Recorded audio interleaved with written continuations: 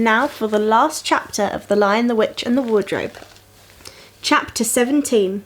The Hunting of the White Stag. The battle was all over a few minutes after their arrival.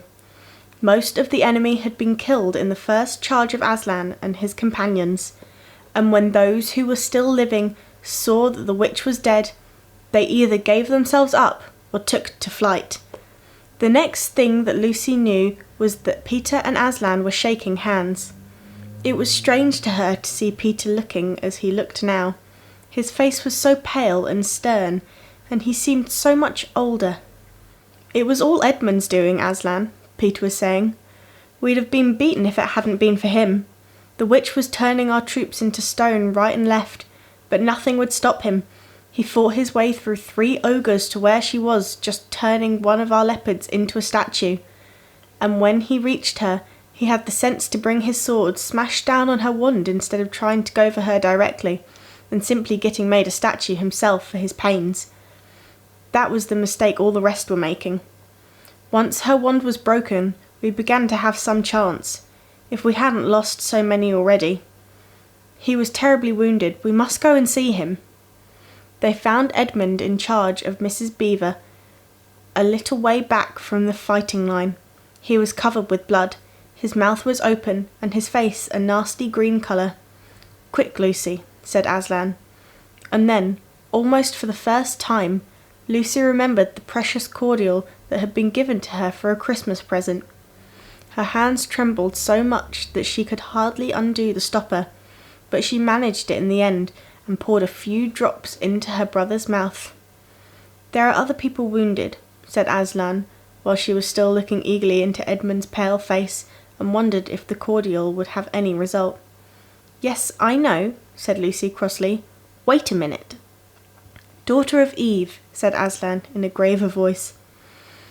"Others are also at the point of death. Must more people die for Edmund?" "I'm sorry, Aslan," said Lucy, getting up and going with him. And for the next half an hour they were busy. She attended to the wounded while he restored those who had been turned into stone. When at last she was free to come back to Edmund, she found him standing on his feet, and not only healed of his wounds, but looking better than she had seen him look, for ages. In fact, ever since his first term of that horrid school, which was where he began to go wrong. He had become his real old self again, and could look you in the face. There on the field of battle, Aslan made him a knight. "Does he know," whispered Lucy to Susan, "what Aslan did for him? Does he know what the arrangement with the witch really was?" "Hush! No, of course not," said Susan.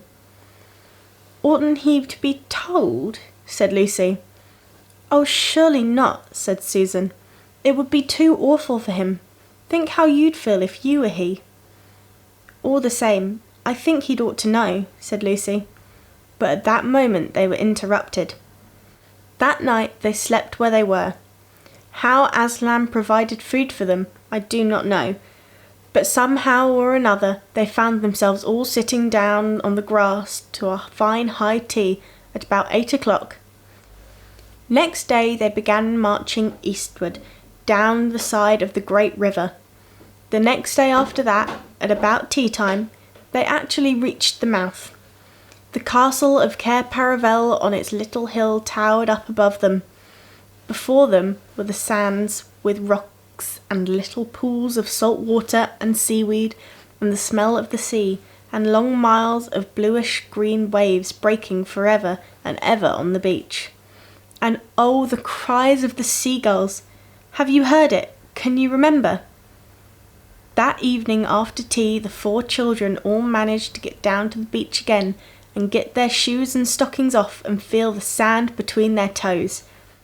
But the next day was more solemn, for then, in the great hall of Cair Paravel, that wonderful hall with the ivory roof, and the west door all hung with peacock's feathers, and the eastern door which opens right onto the sea, in the presence of all their friends, and to the sound of trumpets, Aslan solemnly crowned them, and led them onto the 4 thrones amid deafening shouts of "Long live King Peter! Long live Queen Susan! Long live King Edmund! Long live Queen Lucy!" Once a king or queen of Narnia, always a king or queen of Narnia. Bear it well, sons of Adam. Bear it well, daughters of Eve, said Aslan. And through the eastern door, which was wide open, came the voices of the mermen and the mermaids, swimming close to the castle steps and singing in honour of their new kings and queens. So the children sat in their thrones, and sceptres were put in their hands, and they gave rewards and honours to all their friends, to Tumnus the fawn, and to the beavers, and giant Rumpelbuffin, to the leopards, and the good centaurs, and the good dwarfs, and to the lion. And that night there was the greatest feast in Cair Paravel, and revelry and dancing, and gold flashed and wine flowed, and answering to the music inside, but a stranger sweeter and more piercing came the music of the sea people. But amid all these rejoicings, Aslan himself quietly slipped away, and when the kings and queens noticed that he wasn't there, they said nothing about it. For Mr. Beaver had warned them. He'll be coming and going, he had said. One day you'll see him, and another you won't. He doesn't like being tied down. And of course he has other countries to attend to. It's quite all right. He'll often drop in, only you mustn't press him. He's wild, you know. Not like a tame lion. And now, as you see, this story is nearly, but not quite, at an end. These 2 kings and 2 queens governed Narnia well, and long and happy was their reign. At first, much of their time was spent in seeking out the remnants of the White Witch's army and destroying them. And indeed, for a long time there would be news of evil things lurking in the wilder parts of the forest. A haunting here and a killing there, a glimpse of a werewolf one month and a rumour of a hag the next. But in the end, all that foul brood was stamped out, and they made good laws, and kept the place and saved good trees from being unnecessarily cut down, and liberated young dwarves and satyrs from being sent to school, and generally stopped busybodies and interferers, and encouraged ordinary people who wanted to live and let live. And they drove back the fierce giants, quite a different sort from the giant Rumpelbuffin, on the north of Narnia, when these ventured across the frontier. And they entered into friendship and alliance with countries beyond the sea, and paid them visits of state, and received visits of state from them. And they themselves grew and changed as the years passed over them. And Peter became a tall and deep-chested man, and a great warrior, and he was called King Peter the Magnificent. And Susan grew into a tall and gracious woman, with black hair that fell almost to her feet, and the kings of the countries beyond the sea began to send ambassadors asking for her hand in marriage, and she was called Queen Susan the Gentle. Edmund was a graver and quieter man than Peter, and great in counsel and judgment. He was called King Edmund the Just. But as for Lucy, she was always gay and golden-haired, and all princes in those parts desired her to be their queen, and her own people called her Queen Lucy, the Valiant. So they lived in great joy, and if ever they remembered their life in this world, it was only as one remembers a dream. And one year it fell out that Tumnus, who was a middle-aged fawn by now and beginning to be stout, came down river and brought them news that the white stag had once more appeared in his parts, the white stag who would give you wishes if you caught him. So these 2 kings and 2 queens, with their principal members of the court, rode a-hunting with horns and hounds in the western woods to follow the white stag. And they had not hunted long before they had sight of him, and he led them a great pace over rough and smooth and through thick and thin, till the horses of all the courtiers were tired out, and only these 4 were still following. And they saw the stag enter into a thicket where their horses could not follow. Then said King Peter, for they walked in quite a different style now, having been kings and queens for so long, "Fair consorts, let us now alight from our horses and follow this beast into the thickets, for in all my days I never hunted a nobler quarry." "Sir," said the others, "even so let us do." So they alighted and tied their horses to trees, and went on into the thick wood on foot. And as soon as they had entered it, Queen Susan said, "Fair friends, here is a great marvel, for I seem to see a tree of iron." "Madam," said King Edmund, "if you look well upon it, you shall see it is a pillar of iron with a lantern set on the top thereof."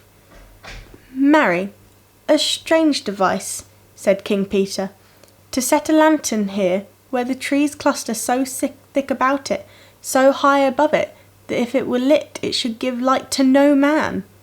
"Sir," said Queen Lucy, "by likelihood when this post and this lamp were set here, there were smaller trees for the place, or fewer, or none, for this is a young wood, and the iron post is old." And they stood looking upon it. Then said King Edmund, "I know not how it is, but this lamp on the post walketh upon me strangely. It runs in my mind that I have seen the like before, as it were in a dream, or in the dream of a dream." "Sir," answered they all, "is it even with us also?" "And more," said Queen Lucy, "for it will not go out of my mind that if we pass this post and lantern, either we shall find strange adventures, or else some great change of our fortunes." "Madam," said King Edmund, "the like foreboding stirreth in my heart also." "And in mine, fair brother," said King Peter. "And in mine too," said Queen Susan. "Wherefore by my counsel we shall lightly return to our horses and follow this white stag no further." "Madam," said King Peter, "therein I pray thee to have me excused, for never since we four were kings and queens in Narnia have we set our hands to any higher matter as battles, quests, feats of arms, acts of justice, and the like, and then given over, but always what we have taken in hand, the same we have achieved."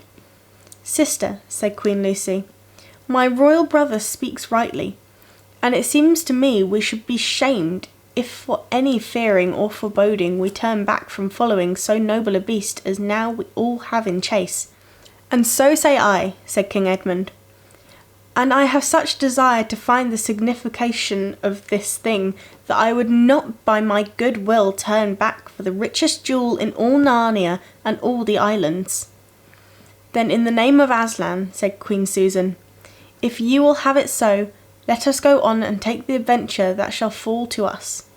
So these kings and queens entered the thickets, and before they had gone a score of paces, they all remembered that the thing they had seen was called a lamp-post, and before they had gone 20 more, they noticed that they were making their way not through branches but through coats, and next moment they all came tumbling out of a wardrobe door in the empty room, and there were no longer kings and queens in their hunting array, but just Peter, Susan, Edmund, and Lucy in their old clothes.